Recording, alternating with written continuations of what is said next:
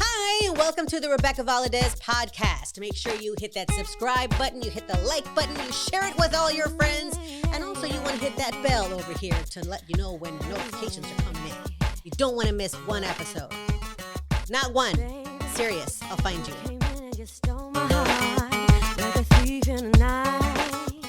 Welcome back to another Rebecca Valadez podcast. I'm your host, Rebecca Valadez. Thank you for returning. We've had a lot of fun here on this show so far, and we've had a lot of amazing guests, and my next guest is no exception to that. Welcome, Max Baca. Hey. Yay!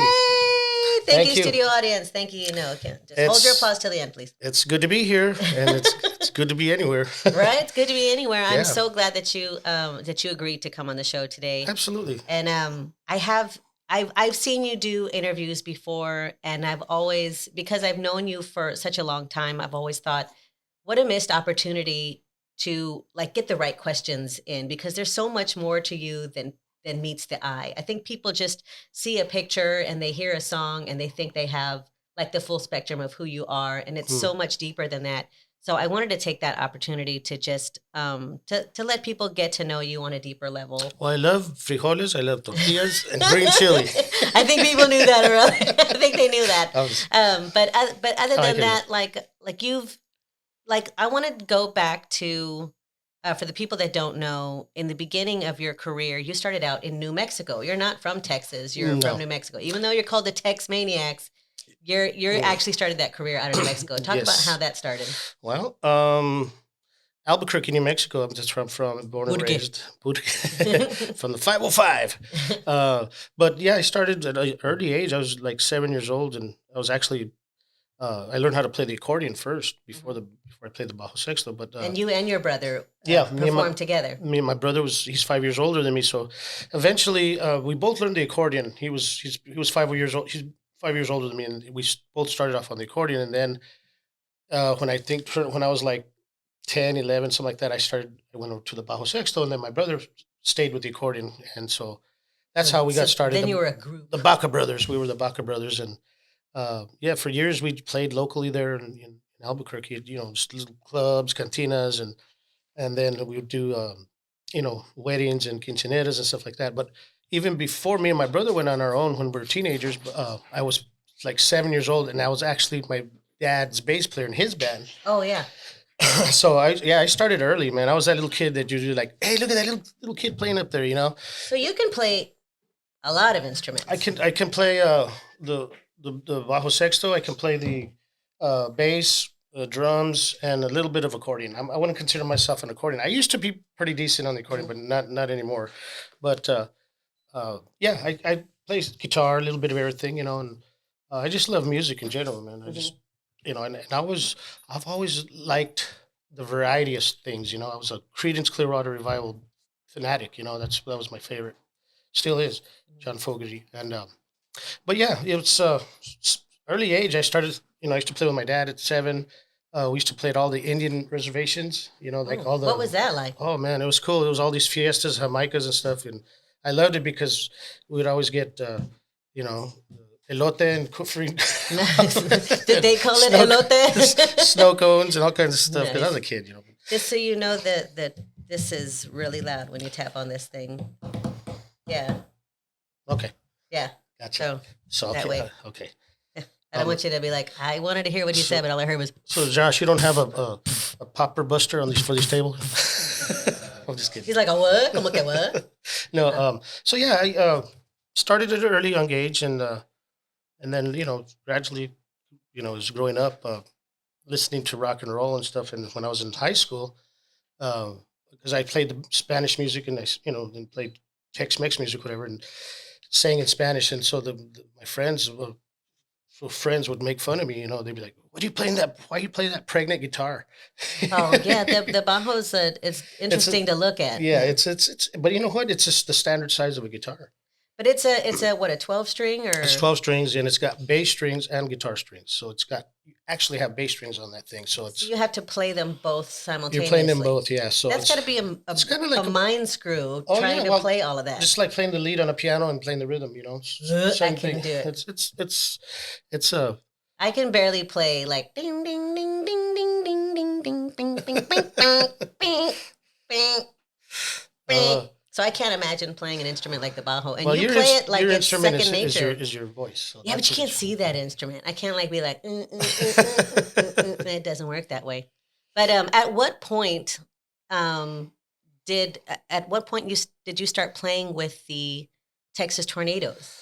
um, I joined the Texas Tornadoes later on when I was like 24 years old. But how did they find out about you? Like what the heck kind of story must that have That was been my like? big break.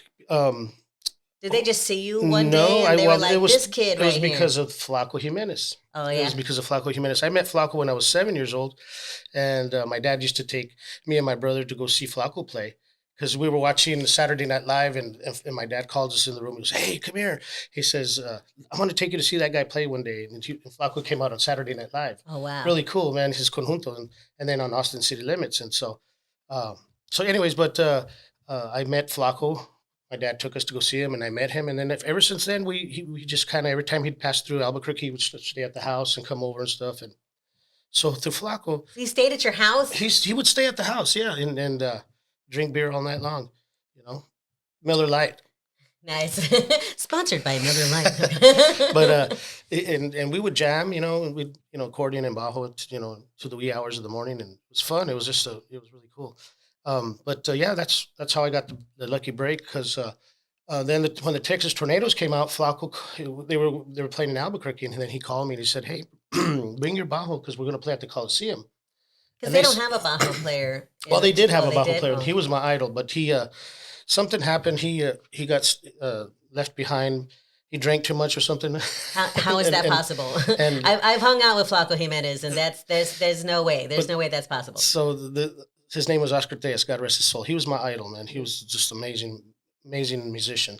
Anyways, he was in Chicago. They were in Chicago and they were going to fly to Japan, and he missed the flight.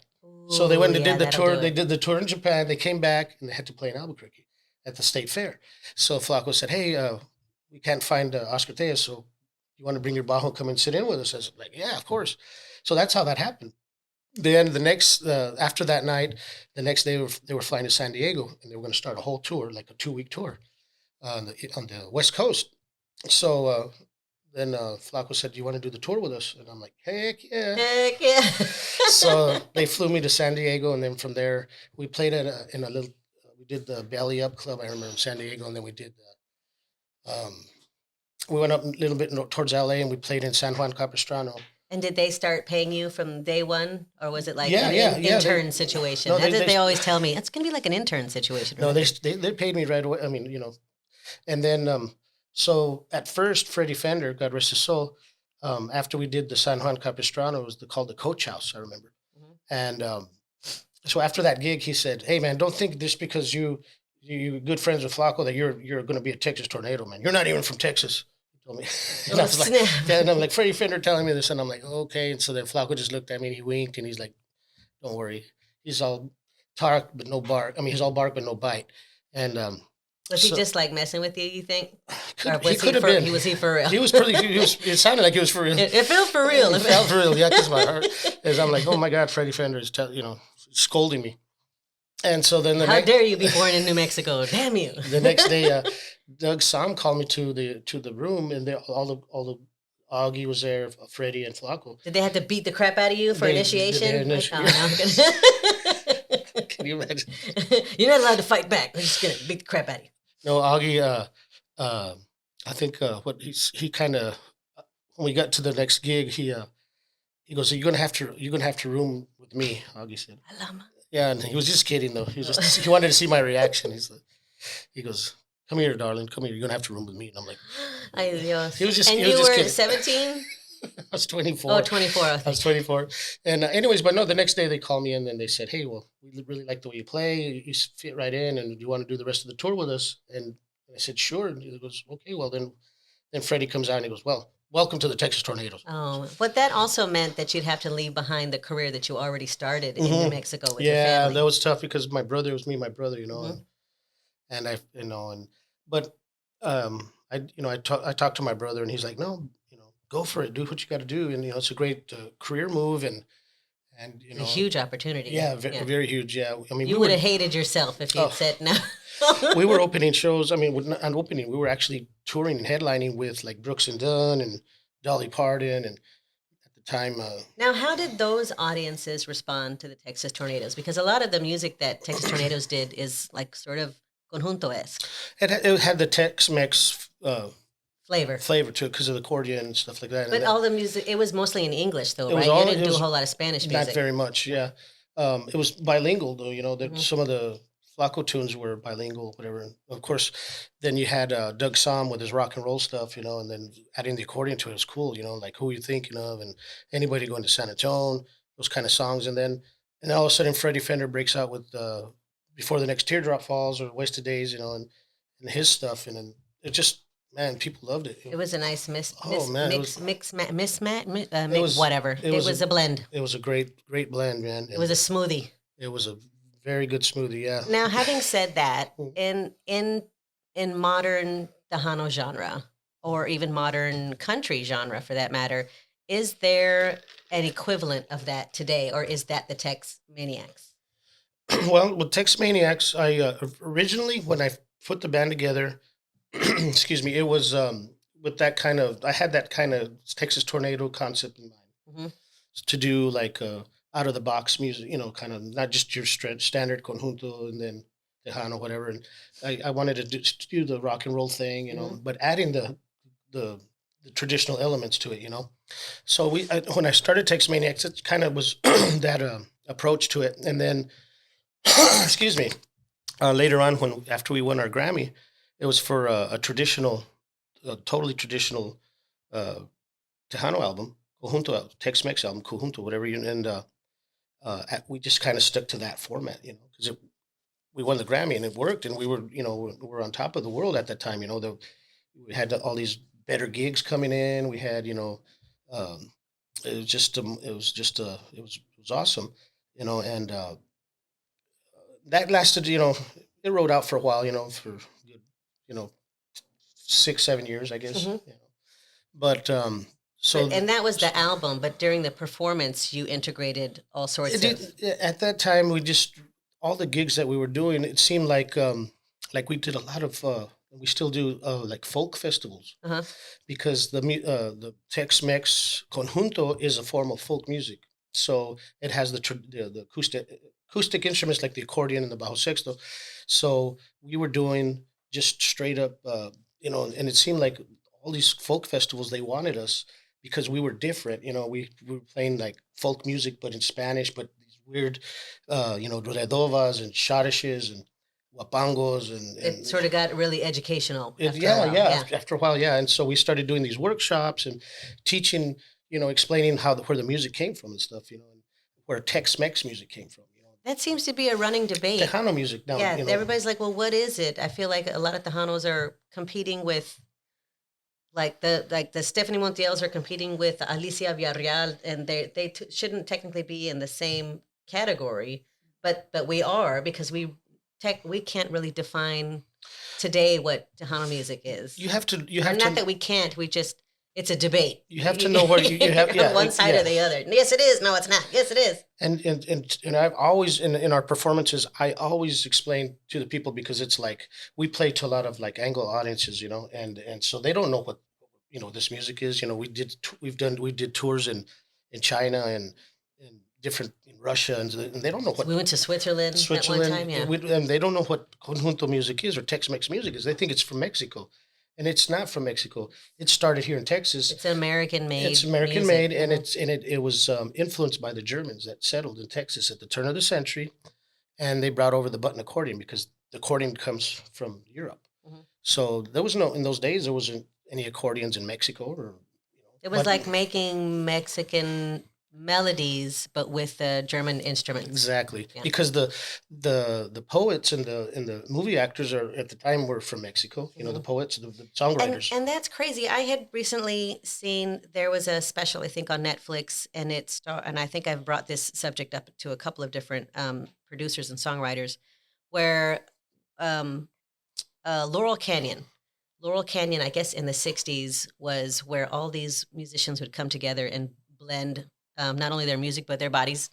Um, and but what the concept basically was they took folk melodies and then they put rock and roll instruments behind them and then started this whole new sound, It's really which is cool. essentially what Tejano music is. Mm-hmm. But answer me this with your opinion, because Mm-hmm. there's no facts when it's Well, when yeah, it's yeah. opinions involved. But why doesn't that sort of continue? Because I hear a lot of people, they just want the traditional sound, and that, I guess that sound is keyboards and like keyboard driven type Tejano music, but keyboards wasn't even the original Mm-mm. sound of Tejano music. It was started more like conjunto. It started with, yeah, it started, Mhm. you know, like I said, it was influenced by the Germans, because when the Germans came at the turn of the century and they settled here in Texas, they brought over the button accordion. So we were hearing this music, you know, like in the radio or whatever, we'd hear this accordion, oompa music, you know, Mhm. German stuff. And so then it was cool. Okay. So then we managed to get an accordion. And then what we did different was incorporate the bajo sexto. We brought the bajo sexto in, and because the Germans would play, you know, just the accordion by themselves, you know, they'd accompaniment themselves like a piano on one side. Yeah. Bam, bam, bam. So then, It's the one German song I know. Sorry. so the bajo sexto took the place of the accompaniment part. So now you have the accordion player playing in the bajo accompaniment, you know. So that's when we got our Tex-Mex sound. Then And then we added like horns, and later then on from horns we added keyboards, exactly. and it continued to evolve over time. And I know that there's producers out there that are still continuing to evolve. And I think a lot of Tejano artists sometimes they don't or understand where it really came from. Yeah, If they they don't bother if to do the history. Yeah, and so if you take the time to know where this music comes from, because it was just the two instruments, the bajo and the accordion, for the longest time. Narciso Martinez was the first, and then Flaco Jimenez's dad, Santiago, and then so what Flaco's dad did was started adding the lyrics, because Narciso would play just instrumentals, strictly just redovas, sotis, waltzes, you know, and no singing, and they'd play sitting down. So then Flaco's dad started doing the lyrics, singing, and these songs that he would. Flaco's dad was a songwriter, so all the songs that he played was his own music. Later on, like when Valerio came in and stuff, Valerio Longoria, well, then he started singing songs from the trios, you know, like the trio Los Panchos and those And Tres then Reyes. putting in the German instruments and Yes, then adding to it. So right, it was a constant adding of concepts, right. which built up to what is now known as Tejano music. So if you listen to Tejano music in the songs, unless it's an original song, but 9 times out of the 10, it's going to be a mariachi song. It's going to be a mariachi folk song. You know, Jose Rafael Jimenez. Exactly. All, you know, so now mariachi music comes from Mexico. Um, so that's the separation there. And that's probably how like Anglo people get confused. They're like, but that's a mariachi song. Mhm. And like, yeah, the mariachi song is from Mexico, but we created this sound. The sound of the accordion and the bajo, right? Yeah, Right. and we created it here, and this is the mecca of that creation is San Antonio, Texas. Absolutely, absolutely. That's the Bam. You got it. You got it. 10 points. Chicago Tejanos. You're not even from Texas. Yes.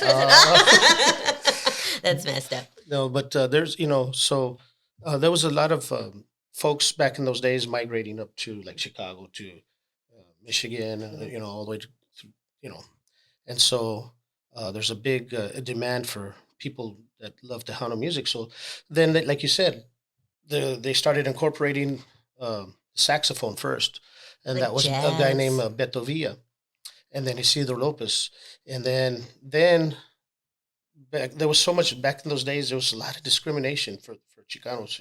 Bastards. There was a lot of discrimination. So then we would see like the big bands like Glenn Miller. The big orchestras. In tuxedos you know, and so That's where the tuxedo we look wanted to came fit from. into society more. You know what I mean? We added the ruffles. So that's when like little Joe comes in, he had a horn section and stuff like that. So we wanted to fit into society better. So we couldn't back in those days, you couldn't use your Spanish name, you'd have to change your name. And a lot of, it was little Joey and the Latineers back then.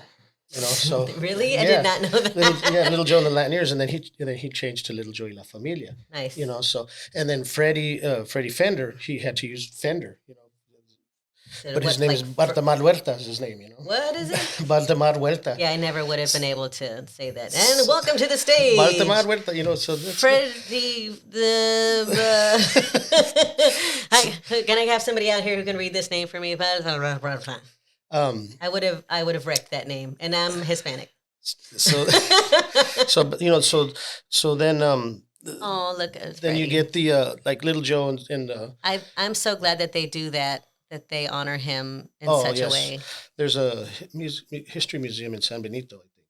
Yeah, Like he was handsome. Look at yeah. that Hispanic fro thing going on. You can't rock that anymore. You know, and he wrote well, I don't know if he wrote, but he his two biggest hits was Before the Next Teardrop Falls and Wasted Days and Wasted Nights, Hmm. and people still play those songs. You know, They do. you A lot know. of people do covers of those songs, but I don't know if anybody's recorded the covers. Oh yeah, yeah. There's they just recently they do it on different tribute albums and stuff. And as a matter of fact, today Oh, is officially Los Tex Maniacs as our single. Our new single just came out today, dropped. and so Tell them what date it is, because by the time they see this, it's going to be way later. okay, because Okay. so our I don't official even know rele- what today is. Today it's is the March 12th. the 12th. Okay. March the 12th. Yes, yesterday was Flaco's birthday. Happy belated birthday, Flaco.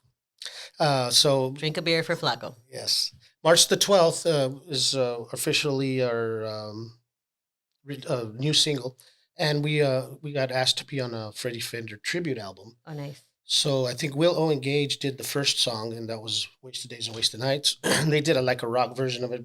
Kind of cool, man. And then so then they asked, you know, if we would participate, and I said sure. So what song do we do? You know, and so I picked out El Rancho Grande. Ahí You viene know, el yeah, rancho yeah, grande. yeah, Ahí viene donde viví. yeah. So that just came out last week Nice. on the 12th. On the 12th, yeah. More like a month ago on the 12th. I don't know when you're going to have Yeah, I the didn't know show when we were edited, going to but release this. yeah. So it's cool, man, to be a part of that. And but you Yeah. know, like I was going back to the Tejano music, and so and you know, then it evolved into horns and stuff like that. Then you had the orchestras, you know, those are the Tex-Mex orchestras, you know, Mhm. and then later on the synthesizers come in, you know, Grupo Maz and La Mafia and stuff like that.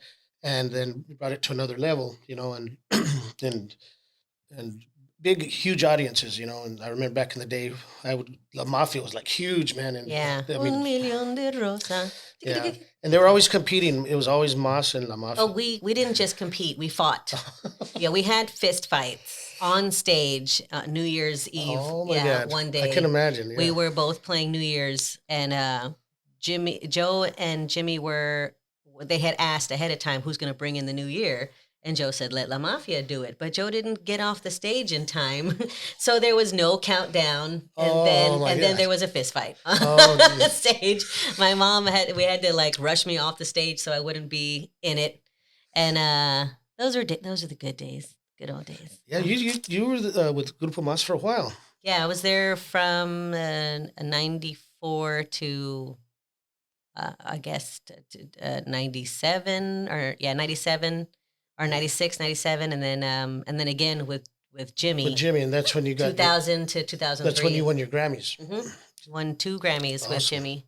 But okay, so I'm looking here at your Cruzando Borders. Excuse me. And what I think is so incredibly unique and appealing for me to this album cover is that you look like the backyard again. So there's the LA Cholo dude on the left with comes complete with the mustache. Yes. Turns out he's actually a very accomplished mariachi. Yes. And he did a Taco Bell commercial. He's an actor. The sweetest guy I've ever met. Oh my gosh, you just want to hug him. Lorenzo Martinez. Lorenzo Martinez. From East Los Angeles, California. East Los. He's East Los. He looks East Los. He looks like one of those little toys that you buy. He's an actual character come to life. They need to from one make of those toys. Lorenzo Martinez bobbleneck. Bobblehead. Yeah. You want Yeah. it that you can squeeze because you want to hug him. Yeah, he's such a sweetheart, man. He's such a cool cat, and Lorenzo Martinez, and he just celebrated his birthday 3-4 days ago as well. You guys are always so casual, and to me that's appealing. Like your nephew's got all those tattoos now. Oh yeah, and look how cute. like on that video you're seeing right now. That was we just did a it was in one of my original songs called Ya No Te Quiero Ver, and they asked us to do it on a soundtrack What for a studio is movie. that? That's at Yellow Dog Studios in Wimberley, I believe, Oh wow, Wimberley, Texas. And so it came out on a movie soundtrack called Texas Cotton, nice. and So pretty good. you guys are not. I mean, and not just because you look cool, and casual and approachable. Like you don't look like you're gonna stab us or anything. You look like nice boys, but you've been able to get into projects that the rest of us couldn't dream of getting into. Like you do projects for the Smithsonian. Like you said, you've been to Switzerland and Sweden and all the other places where people talk like this, and they love you there. I remember you took me on a trip with you. Look, I see this guy's got his like he cut those sleeves off himself. Yeah, he's Noel Hernandez. Yeah, Noel's like, I'm not gonna wear sleeves And today. he started playing when he was young too. He's from the Rio Grande Valley. He's from He was with another band previously, yeah, right? oh yeah, he had his own band called Frijoles Romanticos. Oh, I loved that Yeah, band. yeah. That's So right. that That's where I know him and from. before that, he was the original bass player for Elida. No, hombre, cállate la boca. Yeah, so he original bass player for Elida for a while, and then he formed Frijoles Romanticos, and they got nominated for a Grammy, and they had this hit cumbia on the radio. No me asustan, no les tengo miedo. Yeah. Anyways, but he's from you could tell he's from the valley, man. He's from the rancho. He has a ranch there in La Villa. Must be nice. So he and and then You got a ranch. Must be nice. I got my own ranch. and so yeah. But he's hardly there because you guys are constantly touring around the world. And look how, I mean, you don't have to wear the tuxedos. You don't have to do all of the, like in my Joe days, it was all about beads. You got to add rhinestones to everything. You don't have to do that. I know that you had done that for a second. You had a vest made. Yes. Yeah. And there's times where like we just did the inaugural ball for the presidency thing and whatever, and of course it was virtual, but they You still did it. it was but we had to wear tuxedos. We had to wear Oh, so okay, we were good for you. all of us wear a tuxedo and all that. But the casual thing is just because we believe it's about the music, man. It's not about how you got to look nice all the time. You look decent. Well, I always tell people they want to see your authentic self. Yes, just And to be yourself. Absolutely. And maybe at some point before this, maybe you were being, with the flash and all that, you were trying to conform to something. But Yeah. as soon as you settled in to your authentic self, I feel like your career really took off at that point. Absolutely. Yeah, and you started making the obvious decisions about your career, which was, hey, my nephew's freaking awesome accordion player. It makes sense that he would be with me. This is my friend from LA. We party all the time, and we're hardly ever apart. And you've established this network of just players and that were friends, really. Yeah. And that just got to make because he wasn't the original bass player. You had another guy with you for a number Speedy of years. was the original bass player. Mhm. Speedy Villanueva. He was the original bass player for La Mafia, and then I had Michael Guerra was the original accordion player, Mhm. and now he he plays with the Mavericks, and then Noel came in after Speedy left the band, and he's been like a blessing, man. He's just a super He seemed to talented slip musician. right in and fit Just fit pretty well. perfect, like an old pair of shoes that you washed. And so he's such not only a great musician, he's a great human being, man. He's such a nice guy, man. And Like even this audience here. that's at the Kennedy Center in Washington D.C. So were there a whole lot of Mexicanos in that crowd? There was a few, but it was like I said, it's a mixed crowd, a lot of Anglos, and so. But they want to hear they don't want to see dazzly, sparkly diamonds and smoke and lights and all That this. stuff is fun though. It's cool. It's cool, but Lightning strikes and Yeah, flames come those are- out the side of the stage. And those are the shows I remember. those are cool Flames. shows, for like big concerts and so forth, and we do play big shows, we have played big But shows. even with the big shows, you're selling this experience. Yes, For them. it's about the music. It's not about how your appearance is, You But, create but you always a feel. But I'm not saying that you don't want to be looking over like you just came up, came from a baseball game or something or whatever. Well, I mean, But- so yeah, you kind of do. You but you got to, I guess the right thing is just to be yourself. Yeah. That's it. Just to be yourself. And that works because then you're not trying. I think that people can sense that you're trying to be something that you're not, kind of deal. And for me, my career was a lot of that, and especially in the Tejano music industry, was me trying to be whatever the definition of Tejano was at the time. They're like, Rebecca, if you're going to do it, you should do this, or you should do this song. Right now, everybody's telling me you should do a Jimmy style. But yeah, but look at ranchera, when you were touring with Janet Jackson, you were just Rebecca Valadez. I was just myself. You yourself, and that's what worked, Yeah, And that's what I'm trying to do right now, is just to make obvious decisions for my career. Obviously, I'm going to sing it in English because obviously that's who you are. I don't speak Spanish. That's exactly, you just So you got to be who you are. trying to do new stuff. Like even we did a song together. It was a Christmas song. And I know for a fact We invited Joe Posada to play Joe saxophone. Posada played he played the clarinet. The soprano. He played the clarinet. And he was like, "This is the weirdest song I've ever played on." And I was like, "Well, yeah, but you got me, and then you got Max, and then you got you. So why would the three of us come up with anything other than unusual when you have those three blends?" And it was just everybody be themselves, Yeah, I like the song. Because I've been in studios sessions with like producers that tell you what to play, and and okay, strum this, but strum it for a certain degree of measures, or let it ring and then stop it. Every chank, it's like, no, man. And then I've been in the studio stations with like Don Was, big time, the Rolling Stones, and he was just like, be yourself. Smoke this and be yourself. Just be yourself. Oh yeah, I remember when you guys did this track. This is about a gentleman crossing the border. Oh, deportee. That's what the song is called. Yes. And then we had the opportunity to I got to meet Lyle Lovett a while back in Austin. He was doing a show with Sleep at the Wheel and Willie Nelson and Lyle Lovett, and then we did Austin City Limits. He was married to Julia Roberts, dude. Yeah.